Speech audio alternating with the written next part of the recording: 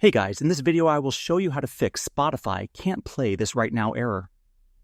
Alright, let's begin. The first method is to restart the app. Open Spotify, then close it completely and reopen it. Check if the issue is resolved. If not, the second method is updating Spotify. Open the app, click on the three dots in the top left corner, hover over Help, and select About Spotify.